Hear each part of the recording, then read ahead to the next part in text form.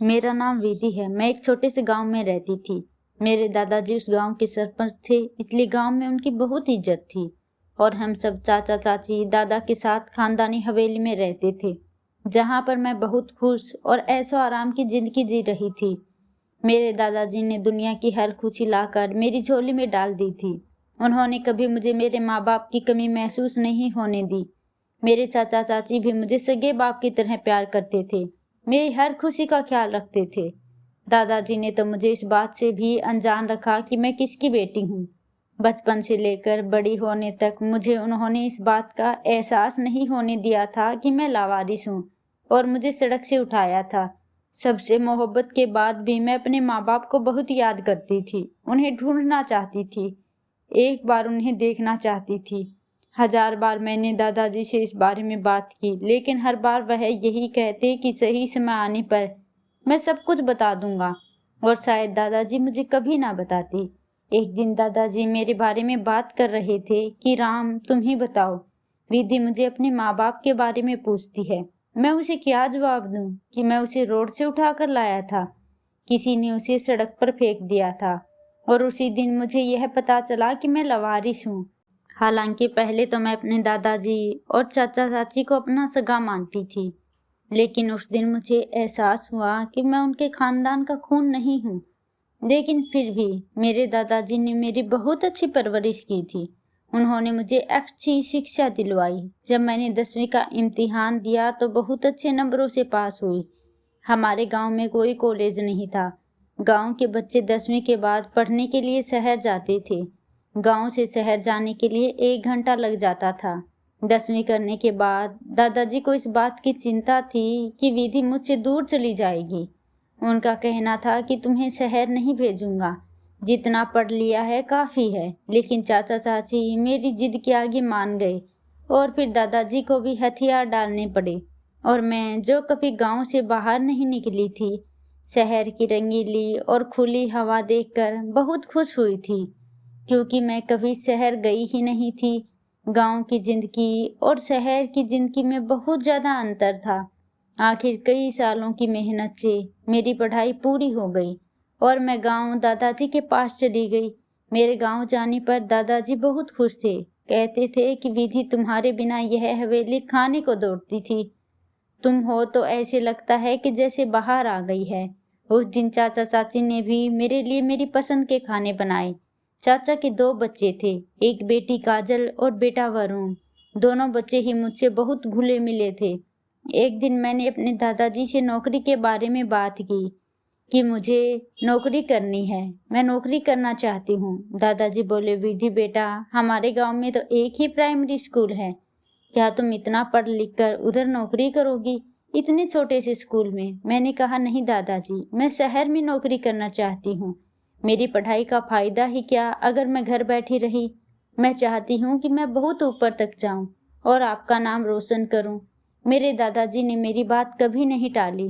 मेरी इस बात पर बोले, ठीक है विधि, इधर शहर में मेरा एक दोस्त है, मैं नौकरी के लिए उससे बात करूंगा। दादाजी ने अपने जाने वाले दोस्त से मेरी नौकरी के बारे में बात कर ली। मुझे बैंक में बहुत अच्छी पोस्ट पर नौकरी मिल गई। यह नौकरी पाकर मैं बहुत खुश थी। नौकरी मिल जाने के बाद रहने की समस्या खड़ी हुई, क्योंकि हमारा कोई रिश्तेदार भी शहर में नहीं था जिसके पास मैं रह लेती। मैंने दादाजी से इजाजत लेकर हॉस्टल में रहने का फैसला किया, जो कि बैंक से 10 मिनट की दूरी पर था। हॉस्टल से बैंक और बैंक से हॉस्टल रोड पर पैदल चलकर जाती थी। रोड की दाईं साइड पर बच्चों का एक पार्क था, जहां लोग अपने बच्चे को घुमाने और खिलाने के लिए शाम को लेकर आते थे। कुछ दिनों से मैं महसूस कर रही थी कि जैसे कोई मेरा पीछा करता हो, लेकिन फिर मैंने सोचा कि यह मेरा वहम होगा। एक दिन जब मैं बैंक से हॉस्टल लौट रही थी तो एक मर्दाना आवाज मेरे कानों से टकराई। एक्सक्यूज मी, मुझे आपसे कुछ बात करनी है। मैं 1 मिनट के लिए रुकी और बोली, मुझे आपसे कोई बात नहीं करनी, मैं आपको जानती तक नहीं हूँ। मैं आपसे भला कैसे बात कर सकती हूँ? और आप हैं कौन जो यूं बीच रास्ते मुझे रोककर बात करना चाहते हैं? वह कहने लगा, मैं सिर्फ आपका 1 मिनट लूंगा, मुझे आपसे जरूरी बात करनी है। मैंने उसे साफ साफ कहा कि मुझे लड़कों में कोई दिलचस्पी नहीं है। प्लीज मेरा पीछा मत कीजिए, वरना मुझसे बुरा कोई नहीं होगा। उस लड़के ने अपना आधा चेहरा मुझसे छुपाया हुआ था, हालांकि उसकी आंखें साफ साफ दिखाई दे रही थी, जिसे मुझे देखकर एक अजीब सी चमक छाई हुई थी। एकदम से कहने लगा कि आप मुझसे शादी करेंगे? आपको पता है, मैं आपको रोज इस पार्क में बैठे हुए देखता हूँ। मैं आपको बताना चाहता हूँ, देखिए, मैं दूसरे लड़कों जैसा हरगिज नहीं हूँ। मैं बहुत ही शराफत से आपसे रिश्ता मांग रहा हूँ। अगर आप हाँ कर देती तो मैं आपको जिंदगी में सारी खुशियाँ दूंगा। आपको कभी मुझसे कोई शिकायत नहीं होगी। प्लीज मेरे प्रपोज पर गौर करना। मैंने कहा कि मेरा पीछा छोड़ो, वरना मैं शोर मचा के लोगों को इकट्ठा कर लूंगी। वह बोला, मैं आपके लिए हर रिस्क उठाने को तैयार हूँ। मैंने कहा, अपनी बकवास बंद करो और मेरे रास्ते से हटो। उस दिन के बाद से रोज का यह रूटीन हो गया था। वह लड़का रोज मेरे इंतजार में रोड पर खड़ा होता और मैं इसे नजरअंदाज करके आगे गुजर जाती, क्योंकि मैं अपने दादाजी का भरोसा नहीं तोड़ सकती थी। उन्होंने मुझे कितने विश्वास के साथ शहर में नौकरी करने और अकेले रहने की अनुमति दी थी। मैं इस तरह अपनी राह से भटक कर उनके विश्वास को तोड़ना नहीं चाहती थी। 2-3 दिन से वह लड़का मुझे नजर नहीं आया तो मुझे कुछ अजीब सी बेचैनी होने लगी, ऐसी जैसे मुझे कहीं भी सुकून नहीं हो रहा था। मैं अपनी बेचैनी की वजह समझ नहीं पा रही थी। एक दिन दादाजी का फोन आया। वह मुझसे बोले कि विधि, क्या तुम 1-2 दिन के लिए छुट्टी ले सकती हो? मैं बोली, दादाजी सब खैर तो है? वह बोले, घर आओगे तब बताऊंगा, बस तुम जल्दी से घर आ जाओ। तुम्हारे लिए बहुत बड़ा सरप्राइज है जो मैं तुम्हें घर आने के बाद ही दूंगा। मैंने कहा, ठीक है दादाजी, मैं घर आ रही हूँ। अगले दिन मैं ड्राइवर के साथ हवेली पहुंची। हवेली में काफी रौनक लगी हुई थी। चाची हवेली के आंगन की सफाई में बिजी थी। हवेली का माहौल देखकर ऐसे लग रहा था कि जैसे बहुत बड़ा फंक्शन रखा गया हो। मैंने हैरानी से हवेली के चारों तरफ देखा। मुझे समझ नहीं आ रहा था कि यह क्या हो रहा है और दादाजी ने मुझे इतना अर्जेंट क्यों बुलाया। मैंने जाते ही दादाजी के पैर छूकर आशीर्वाद लिया और उनसे लिपट गई। और फिर दादा बोले कि तुम बहुत किस्मत वाली हो। मैं मुस्कुराते हुए बोली, वह तो मैं हूँ जो मुझे इतना अच्छा और प्यार करने वाले दादाजी और चाचा चाची मिले हैं। दादाजी बोले कि मैंने तुम्हारे लिए फैसला लिया है। तुम्हें पता है, मैं तुम्हारे लिए कभी बुरा नहीं सोचूंगा। मैं बोली, बिल्कुल दादाजी, मैं अच्छी तरह जानती हूँ कि आप मेरे लिए जो भी करेंगे अच्छा ही करेंगे। दादाजी बोले, विधि, मैंने तुम्हारे लिए फैसला लिया है। मुझे उम्मीद है कि तुम मेरे फैसले को मना नहीं करोगी। और फिर कहने लगा कि तुम्हारे लिए बहुत अच्छे घर से रिश्ता आया है। लड़का भी बहुत खूबसूरत है और वे लोग भी बहुत अच्छे हैं, मुझे पसंद आए हैं। मैंने तुमसे पूछे बगैर उन लोगों को घर पर आने की दावत दी है, इसलिए मैंने तुम्हें शहर से यहाँ हवेली बुलाया है ताकि तुम भी उन लोगों से मिल सको। मुझे तो वे लोग खानदानी लगते हैं, इसलिए मैंने रिश्ते के लिए हामी भर ली है।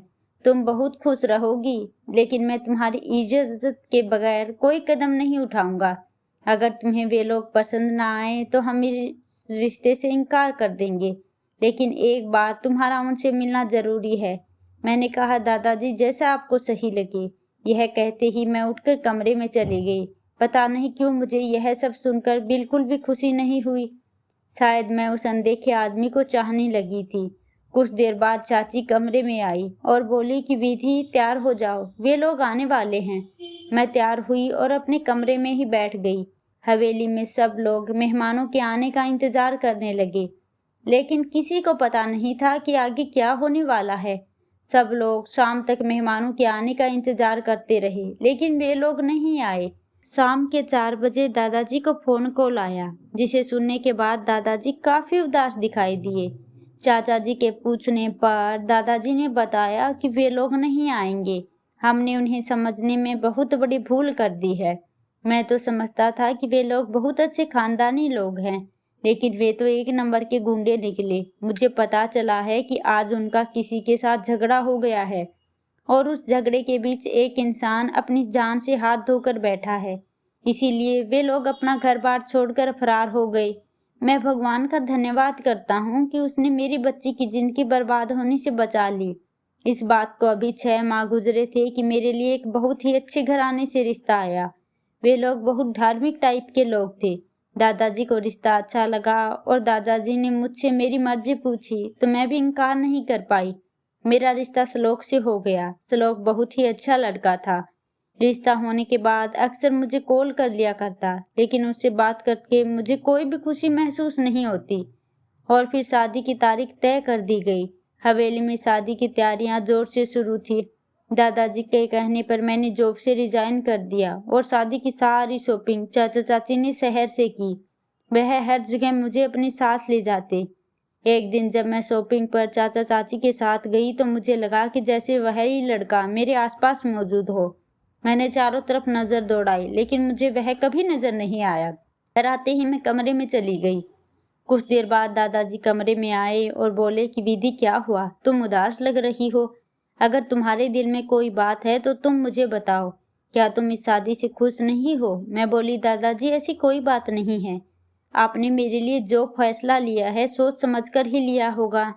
बस मैं बाजार जाने की वजह से थक गई हूँ, इसीलिए आराम करना चाहती हूँ। दादाजी ने कहा कि अच्छा तुम आराम करो, मैं चलता हूँ। और फिर सुबह तुम्हारी मेहंदी का फंक्शन भी है, उसकी तैयारी भी तो करनी है। मेहंदी वाले दिन दादाजी ने पूरी हवेली को हरे पीले रंग के फूलों से सजाई थी, जो बहुत ही प्यारी लग रही थी। और मैंने भी पीले और हरे रंग का लहंगा पहना हुआ था, जिसमें मैं बहुत खूबसूरत लग रही थी। देखने वाली हर नजर मेरी तारीफ कर रही थी। मेहंदी की रस्म करते करते रात के 12 बज गई। मैं बहुत थक चुकी थी, इसलिए रस्म खत्म होने के बाद मैं अपने कमरे में आ गई। जल्दी से कपड़े चेंज किए और अपने बिस्तर में घुस गई। उस दिन मेरा दिल कर रहा था कि मैं जी भर कर रो लूं। पता नहीं क्यों आज मेरा दिल अंदर से उदास हो रहा था और मैंने अंदर से दरवाजा लॉक किया और खूब रोई। मैं अपने रोने की वजह खुद नहीं जानती थी। इतनी सर्दी होने के बावजूद भी मुझे कमरे में घुटन हो रही थी और मैं बाहर लॉन में चली गई। पता नहीं क्यों मेरा दिल उस अनजान लड़के के लिए धड़कने लगा था, जिसे मैं जानती तक नहीं थी। मैं वहीं घूम रही थी कि इतने में चाचा जी वहां आ गए। बोले, तुम इतनी ठंड में यहाँ क्या कर रही हो? अपने कमरे में जाओ, वरना बीमार हो जाओगी। मैं चुपचाप अपने कमरे में आकर सो गई। और अगले दिन बारात वाले दिन मैंने रेड कलर का लहंगा पहना हुआ था। हर कोई कह रहा था कि दुल्हन तो चांद का टुकड़ा लग रही है। दोनों की जोड़ी बहुत खूबसूरत है। विदाई के समय मैं बहुत रोई, क्योंकि मुझे अपने माँ बाप की बहुत याद आ रही थी। इस बात में कोई शक नहीं था कि दादा और चाचा चाची मुझसे बेइंतहा मोहब्बत करते थे। उन्होंने मुझे कभी माँ बाप की कमी महसूस नहीं होने दी। लेकिन फिर भी पता नहीं क्यों मेरा दिल भर आया था। मेरी विदाई पर दादा चाचा चाची सब बहुत उदास थे।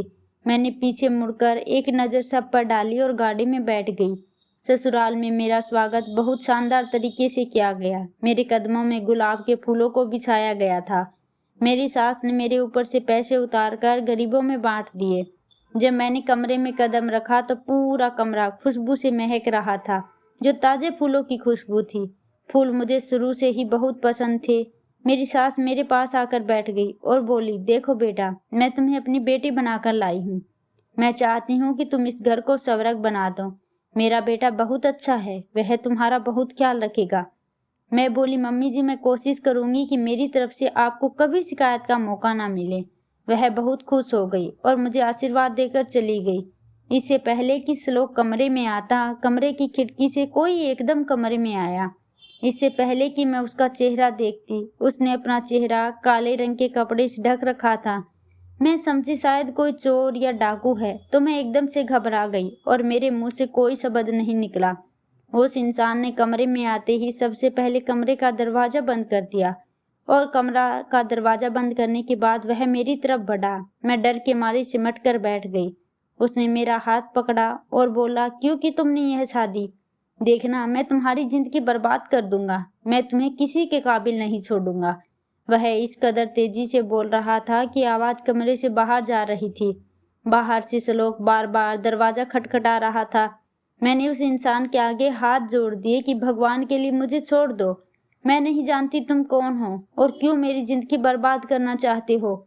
मैंने तुम्हारा बिगाड़ा क्या है? लेकिन वह दहाड़ कर बोला कि तुमने मेरे साथ गलत किया है और मैं इसका बदला तुमसे लेकर रहूंगा। वह मेरे हाथों को पकड़कर इतनी जोर से दबा रहा था कि डर से मेरी चीख निकल रही थी। जाने से पहले ऊंची आवाज में बोला, अब तो मेरे सिवाय किसी की नहीं हो सकती। मैंने तुम्हें कभी किसी के काबिल नहीं छोड़ा है।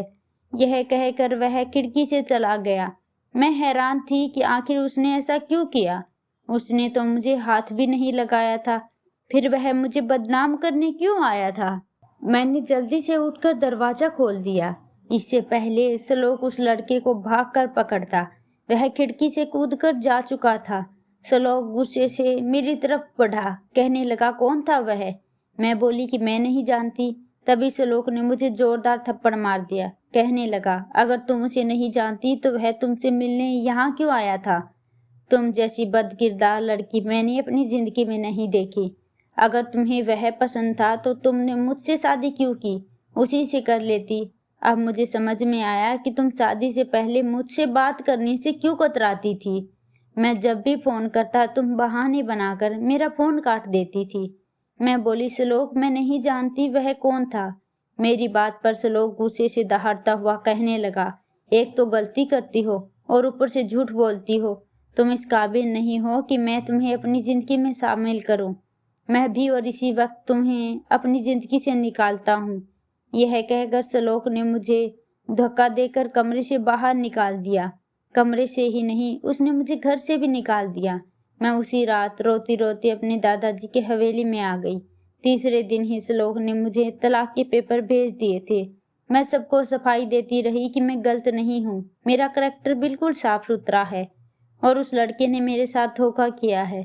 उसने मुझे बदनाम करने की कोशिश की थी। उस लड़के ने तो मुझे हाथ भी नहीं लगाया, लेकिन किसी ने मेरी बात का विश्वास नहीं किया और श्लोक ने मुझे अपनी जिंदगी से निकाल दिया था। मैं हवेली में सबसे नजरें चुरा रही थी। ऐसे लग रहा था कि जैसे मैंने बहुत बड़ा पाप कर दिया हो। मैं निर्दोष होते हुए भी खुद को कसूरवार समझ रही थी। दादाजी ने मुझे अपने पास बिठाया और बोले, विधि मुझे पूरी बात बताओ। मुझे तुम पर भरोसा है, लेकिन जो बात श्लोक ने बताई है उसमें कोई ना कोई थोड़ी बहुत तो सच्चाई होगी। और तुम खुद कह रही हो कि हाँ वह लड़का तुम्हारे कमरे में आया था। मुझे सारी बात बताओ। मैंने दादाजी को सारी बात बता दी तो वह बोले, बहुत बदनसीब हैं वे लोग जिन्होंने तुम पर इल्जाम लगाकर तुम्हें घर से निकाल दिया। और मुझे तसल्ली देते हुए बोले, बेटी सब्र करो, भगवान सब ठीक करेगा। यह तो मैं भी जानती थी कि मेरे तलाक के बाद दादाजी अंदर से टूट चुके थे। वह भी किसी से नजरें नहीं मिला पा रहे थे कि उनकी पोती की शादी को एक दिन भी नहीं हुआ और वह तलाक लेकर हवेली में बैठी है।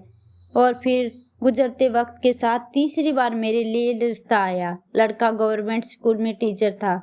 दादाजी ने इस रिश्ते को सही जाना और मेरे लिए हाँ कर दी। उस लड़के का नाम मोहन था। मोहन मिडिल क्लास घराने से संबंध रखता था। उससे बड़ी 3 बहनें थी। उसकी जिम्मेदारी निभाते निभाते उसकी उम्र भी थोड़ी ज्यादा हो गई थी। दादाजी ने बहुत सादगी के साथ मोहन से मेरी शादी कर दी। मोहन का घर काफी पुराना था, एक तरफ गंदगी फैली हुई थी। मैंने जाते ही पूरा घर अच्छी तरह साफ किया। मोहन बोले, विधि छोड़ो यह सब, कल कर लेना। अब तुम यही हो। एक दिन की दुल्हन होकर तुमने आते ही सफाई करनी शुरू कर दी। मैं बोली कि मुझे गंदगी में रहने की आदत नहीं है। मोहन के घर में कोई नहीं था। उसकी बहनें भी शादी में शामिल नहीं हुई क्योंकि वे दूसरे शहर में थी और उनके बच्चों के पेपर चल रहे थे, इसलिए वे नहीं आ पाई। मोहन के माँ बाप जिंदा नहीं थे, वह घर पर अकेला था।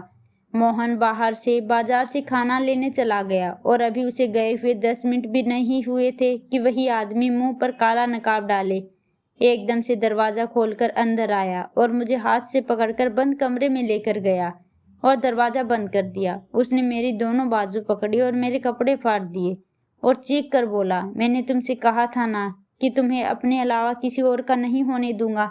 मैंने उससे कहा कि मुझे जीने दो, पहले भी तुम्हारी वजह से मेरा घर बर्बाद हो चुका है। आखिर क्यों तुम मेरे पीछे पड़े हो? मैंने तुम्हारा क्या बिगाड़ा है? इतनी देर में मोहन वापस आ गया। दरवाजा पीटने लगा, विधि दरवाजा खोलो, अंदर कौन है? उसने एकदम से दरवाजा खोला। मोहन उसकी तरफ दौड़ा तो उस लड़के ने उसे धक्का दिया और भाग गया। मेरे फटे हुए कपड़े देखकर मोहन बोला, क्यों की थी मुझसे शादी? उसी से कर लेती जिसके साथ रंगीलियां बना रही थी। मैं बोली, मोहन मेरा विश्वास करो, इस लड़के ने पहले भी मेरा घर बर्बाद किया था, अब भी वह मेरा घर बर्बाद करना चाहता है। मेरे और उसके बीच ऐसा कुछ नहीं है। मैं तुम्हें अपनी पवित्रता की गवाही देती हूँ।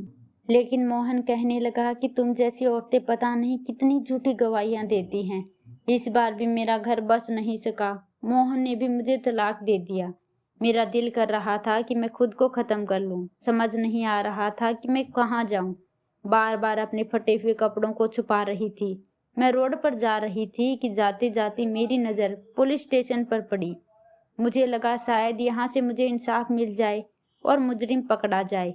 मैं अंदर चली गई और अंदर जाते ही मैंने इंस्पेक्टर से कहा कि मुझे इंसाफ चाहिए।